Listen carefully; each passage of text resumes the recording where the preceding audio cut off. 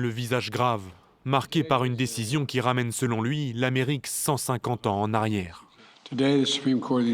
Aujourd'hui, la Cour suprême a retiré un droit constitutionnel qui était déjà reconnu. C'est un jour triste pour la Cour et pour le pays. Partout dans le pays, l'arrêt de la Cour suprême a fait l'effet d'une bombe.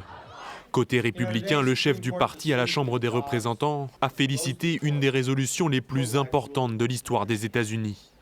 Une décision qui a déjà des conséquences dans le Dakota du Sud ou dans le Missouri, où le procureur général s'est félicité de devenir le premier État à interdire l'avortement. Le programme pro-avortement radical des démocrates a été imposé aux Américains pendant bien trop longtemps. L'ancien président Donald Trump, qui avait nommé à la Cour suprême 3 juges conservateurs, a lui aussi reconnu une victoire et invoqué la volonté de Dieu. Côté démocrate, c'est la consternation. L'ancienne secrétaire d'État Hillary Clinton parle d'infamie. L'ancien président Barack Obama s'en est lui pris aux idéologues républicains. La Cour suprême a relégué la décision la plus intensément personnelle que quelqu'un puisse prendre au caprice des politiciens et des idéologues attaquant les libertés essentielles de millions d'Américains. La décision de la Cour suprême fait également réagir dans les principales chancelleries du monde.